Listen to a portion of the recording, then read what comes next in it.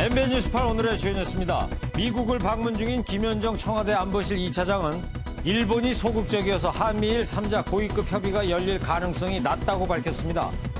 이런 가운데 일본 정부는 어제 한일 실무 협의에서 한국을 화이트리스트에서 제외하는 방안을 강행하겠다는 뜻을 밝혔습니다. 해군 이함대 사령부안에서 발견됐던 정체불명의 거동 수상자는 부대 병사였던 것으로 밝혀졌습니다. 군 기강회의 논란이 잇따르면서 정경두 국방부 장관의 책임론이 재차 불거지고 있습니다. 가수 유승준 씨의 입국을 막아달라는 청와대 국민청원 참여인원이 사흘 만에 14만 명을 돌파했습니다. 유 씨가 관광비자가 아닌 F4 비자를 신청한 것을 두고도 연예계 복귀를 염두에 둔 것이라는 의혹이 제기되고 있습니다. 고객과 직원 수십 명이 있는 서울의 한 유명 패스트푸드 매장에서 한 남성이 흉기 난동을 벌였습니다. 피의자는 배달용 오토바이를 타고 그대로 매장 안으로 돌진하기도 했습니다. MBN이 단독 보도합니다. 어제 저녁 서울 남산 케이블카가 승강장으로 내려오던 중에 안전 펜스에 부딪혀 7명이 다쳤습니다. 운행 담당자가 전방 주시를 소홀히해 발생한 것으로 드러났습니다. 광주 세계수영선수권이 어젯밤 화려한 개회식을 시작으로 17일간의 열전에 들어갔습니다. 대회 첫날 김수지가 여자 1m 스프링보드 동메달로 한국 다이빙 사상 최초로 세계 수영선수권 메달 수확에 성공했습니다. 여러분 안녕하십니까? MBN 뉴스팔 시작합니다. 청와대 안보실 김현정 차장이 일본의 수출 규제 문제 풀기 위해서 미국을 방문 중이지 않습니까? 네, 김영준 차장은 미 당국자들에게 우리의 입장을 충분하게 설명을 했다고 합니다. 네, 근데 일본 수출 규제에 대한 한미일 협의는 성사되기 어려울 것이라고 밝혔는데 이유가 뭐라고 그럽니까? 한미 두 나라는 의향이 있는데 일본이 소극적이기 때문이라고 합니다. 황재현 기자입니다. 김현종 청와대 국가안보실 2차장은 우리 시각 어젯밤 찰스 쿠퍼만 백악관 국가안보회의 부보좌관과 1시간 동안 면담했습니다. 회동 뒤 김 차장은 수출 규제에 대한 우리 입장을 충분히 설명했다고 말하며 미국 측은 이해한다는 뜻을 밝혔다고 전했습니다. 다만 한미일 고위급 회의는 성사되기 어려울 것이라고 김 차장은 말했습니다. 스틸웰 미 국무부 동아태 차관보가 아시아를 방문하는 계기에 추진할 수도 있는데 일본이 소극적이니 안 할 가능성이 크다는 것입니다. 그러면서 난 항상 준비돼 있다는 말로 한미일 3자 협의 혹은 한일 양자 협상을 요구했습니다. 스틸웰 차관보는 내일까지 일본 도쿄를 방문한 뒤 필리핀을 들렀다가 오는 16일 방한할 예정입니다. Look forward to building on the alliance as the cornerstone of peace, security, and prosperity here in the Asia Pacific. 미국 측도 이 문제를 건설적인 방향으로 해결해야 한다는 입장인 만큼 스틸웰 차관보의 방안이 한미일 3자 협의의 변수가 될 전망입니다. MBN 뉴스 황전입니다. 일본의 수출 통제 이후 어제 처음으로 한일 양국의 실무진이 만났죠. 회동 장소도 본관도 아니고 별관 창고 같은 공간이었고요.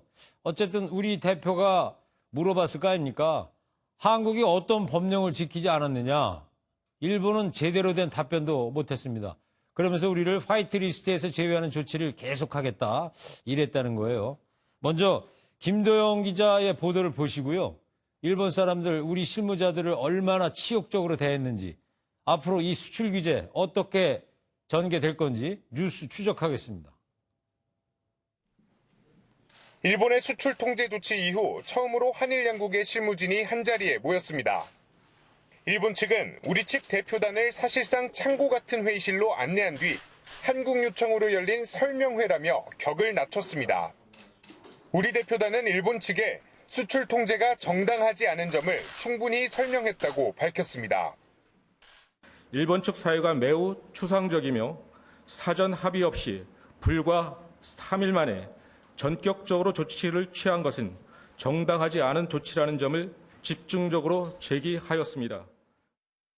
일본 측은 한국 기업들의 짧은 납기 요청 등 수출 관리가 미흡해 불화수소를 비롯한 세계 품목을 규제한 것이라고 설명했습니다. 이어 일부 언론에서 나온 부적절한 수출은 북한 등 제3국으로 수출됐다는 뜻은 아니라면서 일본 기업의 법령 준수가 부족한 부분이 발생했다고 밝혔습니다. 다만 일본 기업이 어떤 법령을 준수하지 않았는지는 명확한 답변을 하지 않았습니다. 일본 측은 한국을 화이트리스트 국가에서 제외하는 것도 계속 추진하겠다고 덧붙였습니다. 오는 24일 화이트리스트 삭제를 공포할 예정인 가운데 우리 정부는 양국 간 회의 개최를 제안했지만 명확한 답변을 받지 못했습니다. MBN 뉴스 김도형입니다.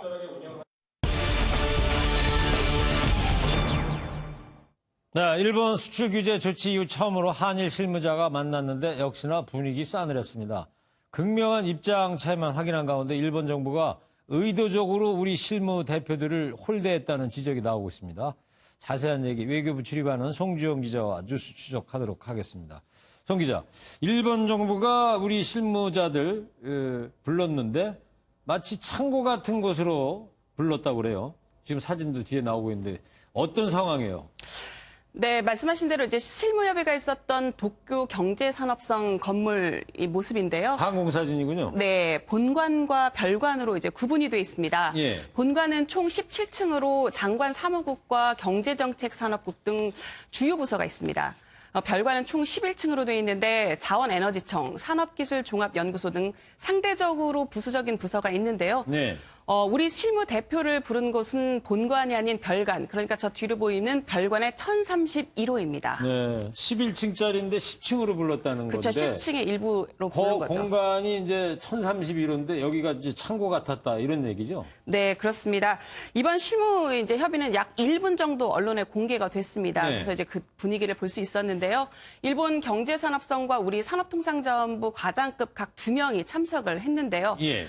우선 영상 보시면 한국 실무대표 2명이 입장을 합니다. 네. 미리 와서 앉아있는 일본 실무대표들은 눈길도 안 주고 저 있습니다. 왼쪽에 앉아있는 사람들. 그렇죠. 저 흰색. 예. 그런데 심지어 우리 실무대표들이 본인들 앞까지 갔는데 일어서지도 악수를 권하지도 않은 채 굳은 표정으로 정명만 응시합니다. 아니, 물도 한 잔 안 갖다 줍니까? 그러니까요. 그리고 화이트보드 한 개를 배경으로 이제 덩그러니 놓인 테이블 위를 보면 참석자 이름조차 마련이 돼 있지 않습니다. 그러네요. 그리고 저기 동그라미로 표시되어 있는 부분을 보시면 이 귀퉁이 저쪽에 간이 의자가 쌓여져 있습니다. 플라스틱 의자가 쌓여있네요. 예, 국가 간 대표들이 만나는 자리라고 보기는 좀 어려운 광경인 건 분명해 보입니다. 그러니까 이제 창고 같은 공간이다 이런 얘기가 나올 수밖에 없는 거고.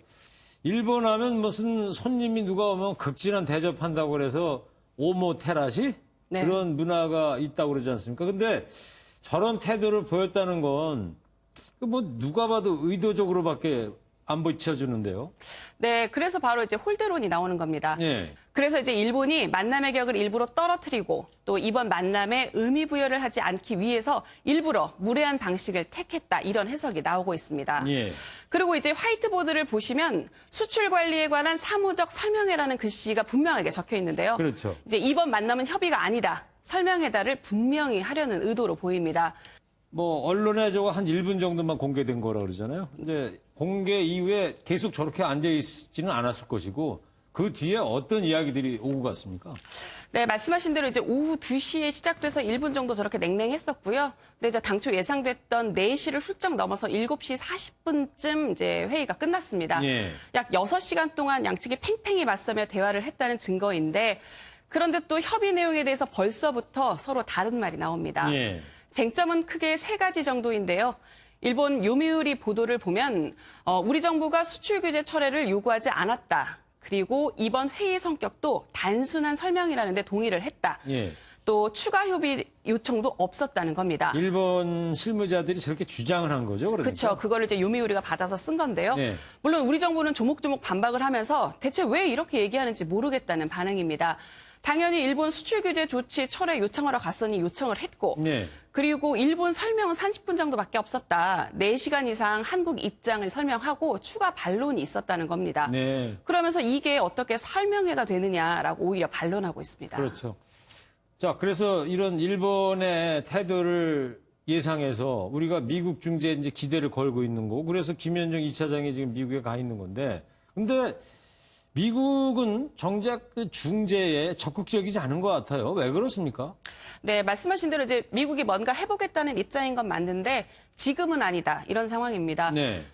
미국을 방문한 이제 김현종 청와대 국가안보실 2차장은 미국 측 카운터파트인 찰스 쿠퍼먼 국가안보 부보좌관을 만난 뒤 미국이 조속한 해결을 하려는 입장이다라고 밝혔는데요. 예.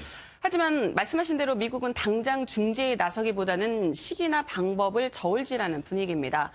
윤상현 국회 외통위원장을 만난 해리 해리스 주한 미국 대사도 지금 미국 정부가 중재하거나 개입할 시점은 아니다라고 선을 그었습니다. 네. 먼저 당사자끼리 해결을 해라. 지켜보다가 미국의 이익과 안보에 직접 피해가 있을 때 움직이겠다. 뭐 이런 속내 같은데요. 네. 아무래도 일본 참의원 선거가 있는 21일 아니면 백색 국가 제외가 결정되는 24일 이후 상황을 본 뒤에 중재 시기 등을 판단할 것으로 보입니다. 뭐 한 이달 하순쯤이나 돼야지 앞으로 계획이 나올 것 같군요. 네. 자, 아베 정권은 수출 규제 이유에 대해서 무책임한 말 바꾸기를 이어가고 있습니다. 강제징용 피해 배상 판결로 신뢰관계 훼손이다. 이어서 대북 제재 위반이다. 또 전략물자 북한 유출이다. 일본이 이렇게 오락가락하는 발언을 이어갈 게 아니라 우리 정부가 제안한 것처럼 과연 누가 대북 제재를 불이행했는지 검증받기를 바랍니다. 지금까지 송지영 기자였습니다. 트럼프 미 대통령이 김정은 위원장과의 판문점 회동을 언급하면서 좋은 관계를 다시금 강조했습니다. 핵실험을 하던 사람은 없고 김정은 위원장이 자신을 보면서 매우 행복해했다. 이렇게 말한 겁니다. 김희경 기자입니다. 트럼프 미국 대통령이 김정은 북한 국무위원장과의 좋은 관계를 뽐냈습니다. You don't have a man testing nuclear anymore. You have a man, wait. You have a man that was so happy to see me. That's a good thing, not a bad thing. 지난 정권 당시 계속되던 핵실험은 더 이상 없다며 자신의 치적을 내세웠습니다. 그러면서 김정은 위원장이 자신을 보고 매우 행복해했다고 다시 한번 강조했습니다. You have a man that doesn't smile a lot. But when he saw me, he smiled. He was happy. 트럼프 대통령이 위스콘신주 밀워키로 떠나기 직전 백악관에서 기자들을 만나 이같이 밝힌 것은 지난달 30일 판문점 회동을 지칭한 것으로 보입니다.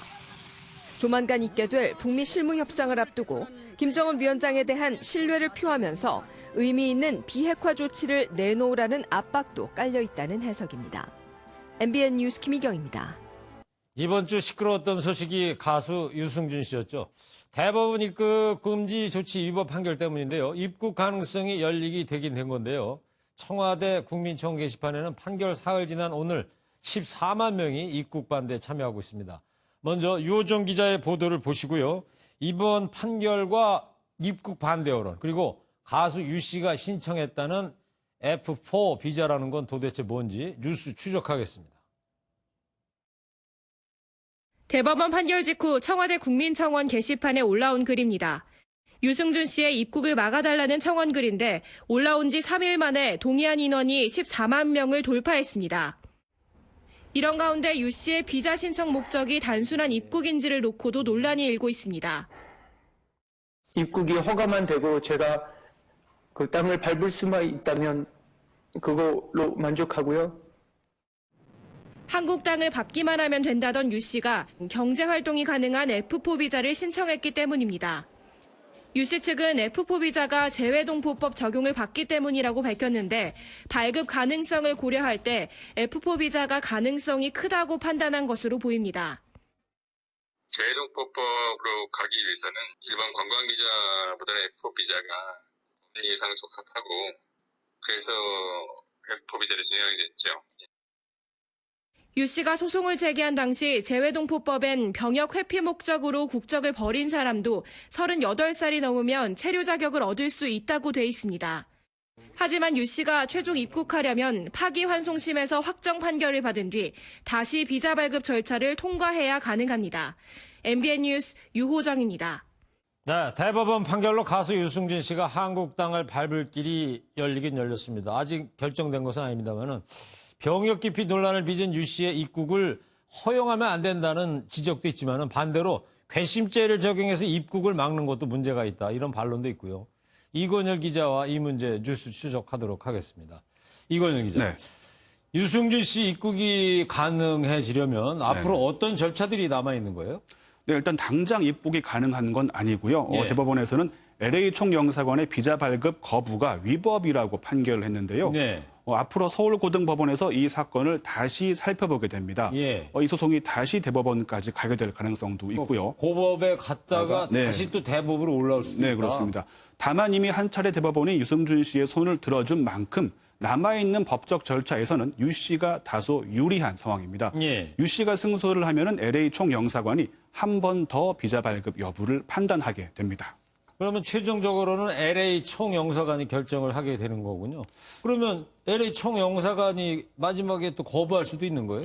네, 그렇습니다. 대한민국 이익이나 공공의 안전을 해친다고 판단하면 비자 발급을 허락하지 않을 수도 있습니다. 예. 그런데 대법원 이번 판결 취지는 17년 동안이나 입국을 막는 건 지나치다는 겁니다. 대법원 판결 취지를 살펴본다면 비자 발급 가능성이 크다. 이렇게 봐야 될 것 같습니다. 근데 유승준 씨가 이제 비자 신청을 한 게 F4라는 비자. 그러니까 이게 경제 활동이 가능한 비자라고 하는데 그래서 논란이 되고 있는데 앞에 기사 보면 말이에요. 발급 가능성 이런 거를 고려해서 이 F4 비자를 신청했다. 이런 얘기를 하지만은 이게 연예계 복귀를 염두에 둔 거 아니냐. 이런 추측들을 하고 있는 거 아니에요?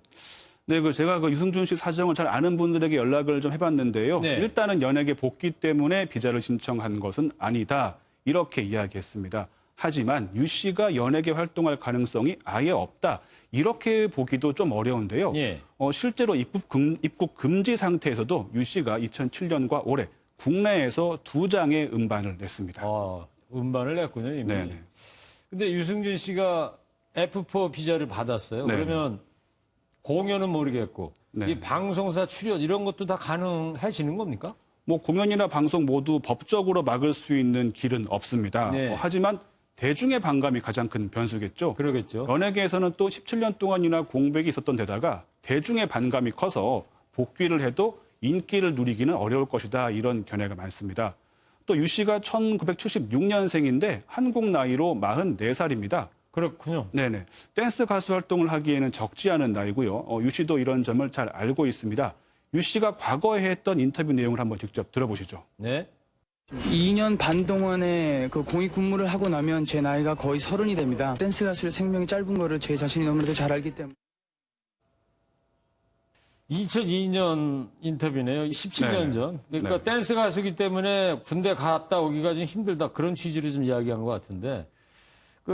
일각에서는 말이죠. 유승준 씨가 혹시 세금을 좀 덜 내려고 F4 비자를 신청한 게 아니냐. 이렇게 의심하는 이 분들도 있는데 맞아요? 어떤 거예요? 미국에서 세금을 내는 것보다 한국에서 세금을 내는 게 더 유리한 것 아니냐 이런 의혹이 나오고 있습니다. 또 미국은 세율이 높은데 한국은 세율이 낮다 이런 말도 있고요. 만약에 유 씨가 미국과 한국 양쪽 가운데 한 곳을 골라서 세금을 낼 수 있다면 세금 덜 내려는 목적이다 이런 말이 가능한데 실제로는 그렇지가 않다고 합니다. 왜 그렇죠? 한국에서 소득을 얻으면 그에 따른 세금은 한국 세무당국에 당연히 내야 되고요. 또 한국에서 얻은 소득에 대해서 미국 세무당국에 신고를 해야 됩니다. 그러면 미국 세무당국이 미국과 한국에서 발생한 소득 전체에 대해서 세금을 매기게 되겠죠. 이때 한국에서 낸 세금이 있다면 한미 간 이중 과세 방지 협정에 따라서 그 금액만큼은 차감을 해주게 됩니다. 유승준 씨 입장에서는 결국 내야 되는 세금 총액은 변화가 없는 겁니다. 그러니까 세금하고는 별 관계가 없다. 네, 그렇게 봐야 될 것 같습니다. 알겠습니다. 자, 한국에 들어오고 싶은 이유는 아마 이건 유승준 씨가 가장 잘 알고 있겠죠. 그런데 대중들이 왜 아직도 유승준 씨를 선뜻 받아들이지 못하는지 그 이유도 유승준 씨가 되새겨봐야 할 것 같습니다. 자, 뉴스 추적 이건열 기자였습니다. 네, 다음은 단독 보도입니다. 서울 강남의 한 유명 패스트푸드 매장에서 한 남성이 흉기 난동에 오토바이 돌진까지 벌였습니다. 당시 고객과 직원 수십 명이 있는 상황이었는데 사건 현장에서 신용식 기자가 보도합니다. 서울의 한 패스트푸드 매장. 노란색 폴리스 라인이 쳐져 있고 주변엔 경찰들이 오갑니다. 오늘 오후 4시 27분쯤 한 남성이 고객과 직원 수십 명이 있는 매장 안에서 흉기 난동을 벌이고 있다는 신고가 접수됐습니다. 피의자는 배달용 오토바이를 타고 그대로 매장 안으로 돌진했습니다. 현장에선 피의자와 이를 말리려는 사람들 사이에 한바탕 몸싸움이 벌어지기도 했습니다. 그 어떤 약간 좀 나이 드신 분이 최대한 막으려고 했고 인질 범인이 좀 더 흥분했던 것 같아요. 피의자는 4분 뒤 현장에 출동한 경찰과 건물 관계자에 의해 검거됐습니다. 피의자는 패스트푸드 매장 직원의 불만을 품고 범행을 벌인 것으로 알려졌습니다. 내가 들어가서 잡는 바람에 여자는 이제 빠져나가고 나하고 둘이서 이제 붙는데 거기 일하는 직원인데 무슨 남심이 있어가지고 의제를 한 거죠. 경찰은 범행 동기 등 정확한 사건 경위를 조사할 방침입니다. MBN 뉴스 신용식입니다. 한 해 60만 명의 국내외 관광객들이 이용하는 서울 남산 케이블카가 승강장으로 내려오던 중에 안전펜스에 부딪혀 7명이 다쳤습니다.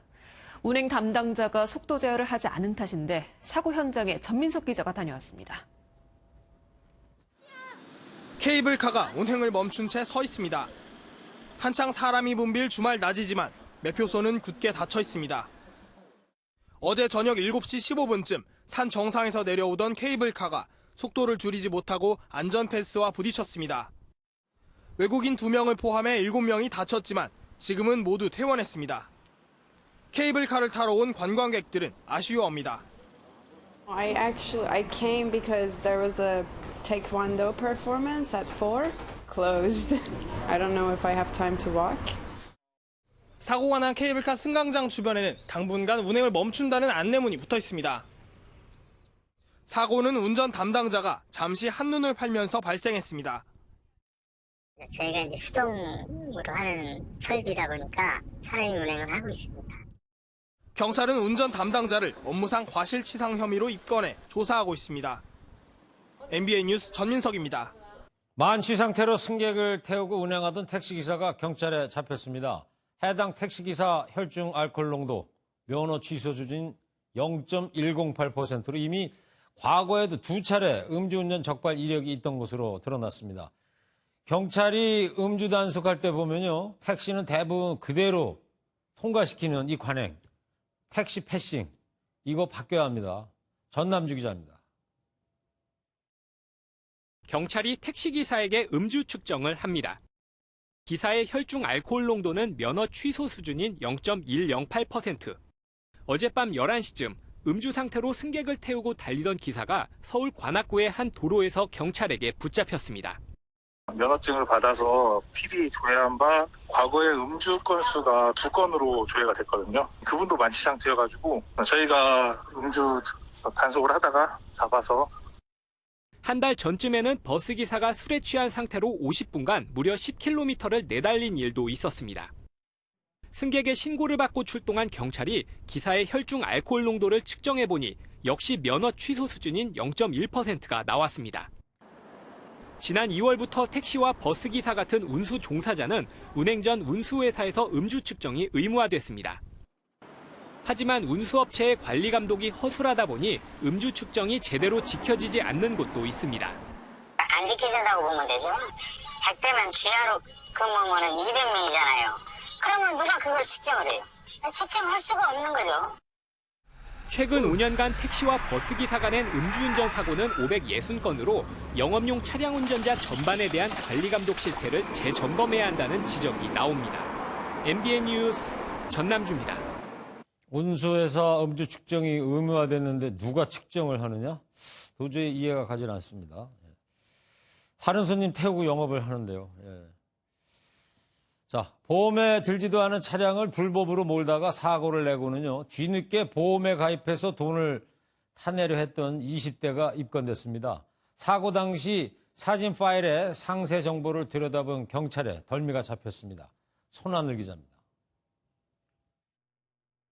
늦은 밤 좁은 골목길로 차량 한 대가 들어옵니다.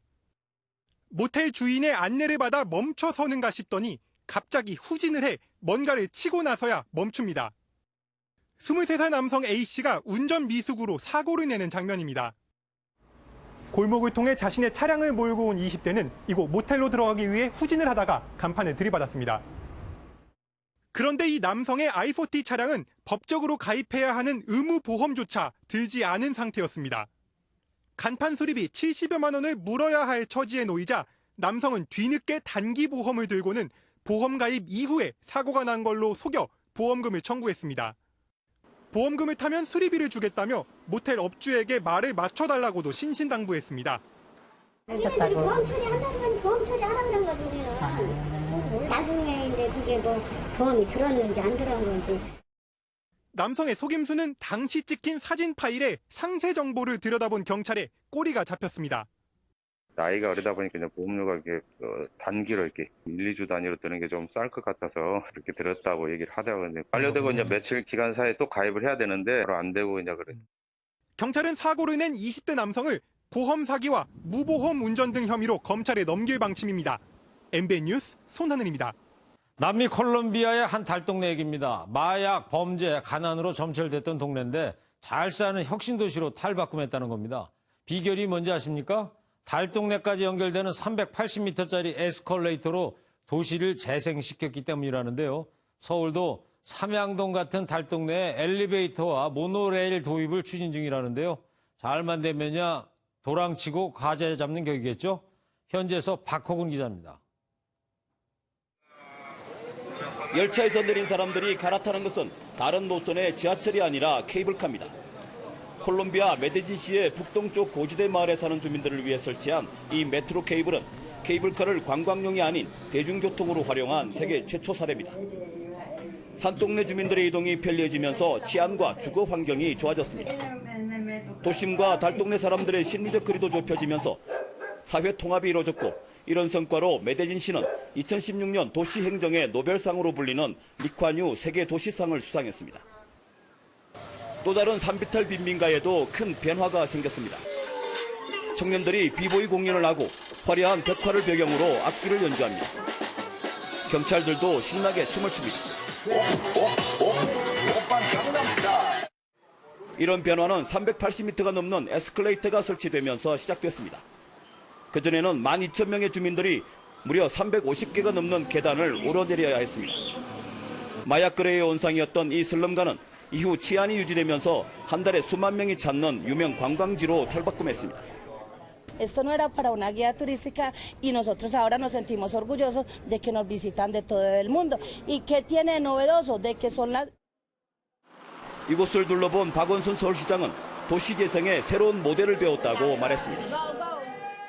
완전히 동네가 변모하고 또 평화스러운 동네가 되고 또 수많은 관광객들이 몰려들면서 또 주민 경제, 마을 경제가 살아난 이런 대표적인 도시 재생의 성공 사례입니다. 서울시는 강북구 삼양동 등 고지대 주민들을 위해 엘리베이터와 모노레일 등 새로운 교통수단 도입을 추진하고 있습니다. 서울시는 이런 산동네의 교통시설을 개선하고 벽화로 장식해 관광지로 개발하는 방안을 적극 검토하기로 했습니다. 콜롬비아 메데진에서 MBN 뉴스 박호근입니다. 이제 피서철 다가오는데요. 어린 자녀들 물놀이 하다가 귀에 물 들어가면 어떻게 하십니까? 아이들이 손가락으로 귀 속을 쑤시게 하면 웨이도염에 걸릴 수가 있답니다. 가장 좋은 방법은 만지지 않게 하는 건데요. 그래도 불편하면 드라이기를 사용하는 겁니다. 어떻게 하냐고요?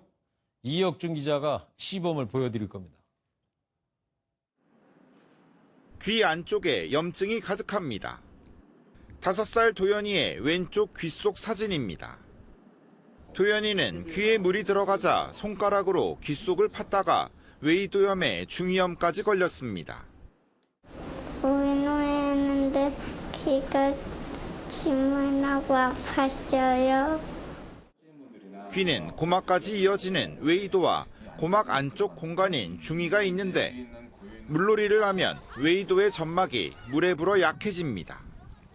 이때 손톱으로 파거나 멸균되지 않은 면봉을 쓰면 상처가 나기 쉽습니다. 귀가 욱신거리거나 진물이 나오면 바로 병원을 찾아 항생제 치료를 받아야 합니다.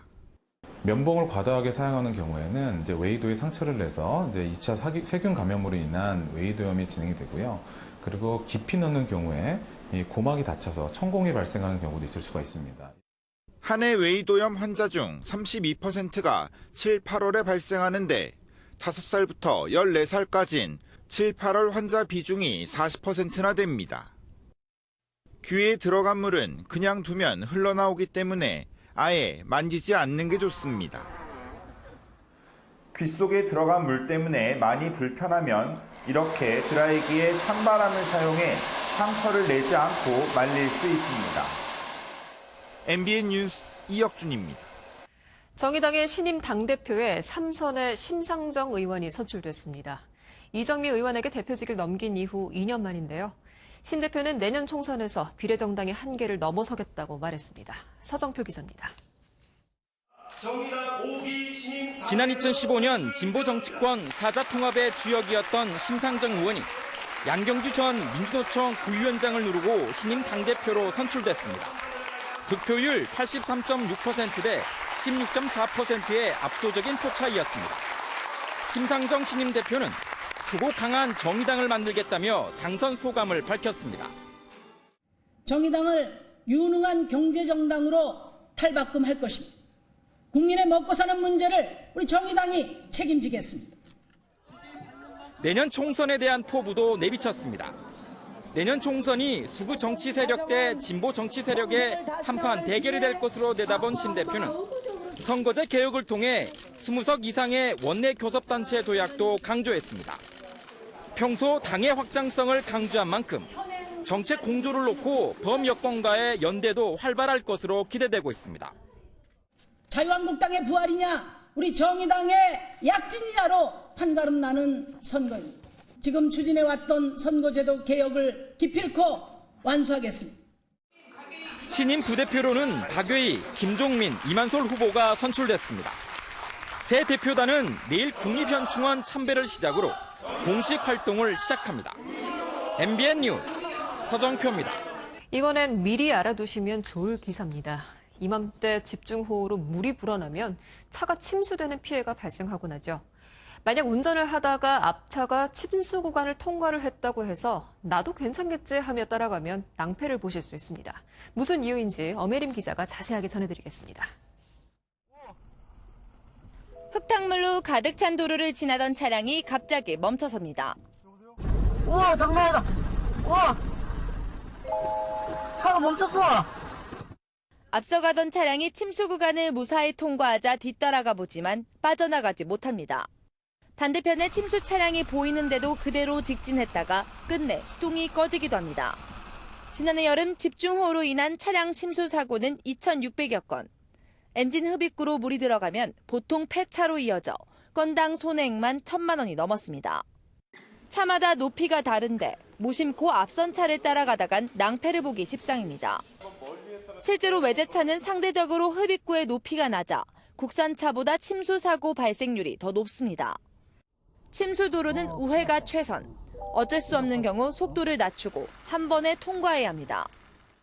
급한 마음에 속도를 높이게 되면 실제 물 높이가 원래 있는 것보다 더 높게 본넷 위까지 차고 오르기 때문에 그 침수의 위험성이 더 높아진다고 말합니다. 창문이나 썬루프를 열어도 발생한 침수는 보험으로 보상받을 수 없으니 주의해야 합니다. MBN 뉴스 엄혜림입니다. 똑같은 혜택을 누리면서도 보험료가 20% 저렴한 상품이 있습니다. 중도 해지를 안 한다는 조건인 무해지 환급금 보험입니다. 여기에서 꼭 알아두셔야 할 것은 중도 해지 시 한 푼도 돌려받을 수 없다는 점인데요. 차민아 기자가 전해드립니다. 종합보험에 가입하려는 20대 남성입니다. 필요성은 느끼지만 한 달 보험료가 7만 원이 넘어 고민입니다. 한 달에 납입하는 보험료가 크다 보면 아무래도 제가 지금 결혼 준비도 해야 되고 모아야 되는 돈도 있기 때문에 좀 부담스러울 것 같습니다. 이럴 때 고려해 볼 만한 게 무해지 환급금 유형. 같은 상품인데 보험료는 5만 6천 원까지 내려갑니다. 주머니 사정이 가벼운 젊은 층에게 특히 인기를 끌면서 신규 계약 건수가 2년 만에 5배 넘게 늘었습니다. 다만 납입 기간이 끝나기 전에 중도에 해지하면 한 푼도 돌려받지 못해 주의가 필요합니다. 실제 보험 가입자 10명 중 2명은 1년 만에, 2년이 지나면 3명 이상이 해지하는 것으로 나타나 안심할 순 없습니다. 그런데도 보험사들이 저렴한 보험료는 강조하면서 해지 환급금이 없다는 건 적극적으로 알리지 않는다는 게 문제입니다. 일찍 해지할까 봐 그게 좀 걱정이긴 하네요. 그냥 표준형이 좋은데 같은 내용인데 10,000원 돈이 더 들어가시는 거고요. 10년만 만남만 잘해 주신다라고 하시면은요, 은행 수익보다는 굉장히 좋아요. 따라서 앞으로 예상소득을 고려해 무해지 보험에 가입하는 게 좋고 목돈 마련이나 노후연금 등이 목적이라면 적합하지 않다는 지적입니다. MBN 뉴스 차민아입니다. 주말인 오늘 하늘이 흐리고 낮 동안 후텁지근했습니다. 곳곳에는 비가 내리기도 했는데요. 휴일인 내일은 내륙을 중심으로 소나기가 내리겠습니다. 오후부터 저녁 사이 천둥, 번개를 동반하며 쏟아지겠고요. 양은 5에서 40mm 정도가 되겠습니다. 한편 수도권은 비가 내리는 시간이 짧은 데다가 국지적으로 내릴 것으로 예상돼 야외 활동에 큰 지장은 없겠습니다. 내일도 낮 동안 후텁지근하겠습니다. 서울의 아침 기온 22도, 낮 기온 30도로 오늘과 비슷하겠고요. 이맘때보다 1, 2도 정도 높겠습니다. 현재 전국에 구름이 가득 껴 있습니다. 오늘 밤까지 경기 동부와 강원 영서, 충북 북부에는 소나기가 내리는 곳이 있겠습니다. 내일도 하늘에 구름이 많겠습니다. 한낮에 서울이 30도, 춘천과 대전이 30도로 오늘과 비슷하겠습니다. 남부지방 전주와 대구의 낮 기온 30도가 예상되고요. 자외선 지수 매우 높은 수준까지 치솟겠습니다. 동해안 지방 내륙을 중심으로 안개가 짙게 끼겠습니다. 교통안전에 유의하셔야겠습니다. 다음 주는 비 소식이 자주 있겠습니다. 월요일과 화요일에는 곳곳에 소나기가 내리겠고요. 수요일부터는 제주도에 장맛비가 시작돼 목요일과 금요일에는 그 밖의 지방에도 내리겠습니다. 날씨였습니다.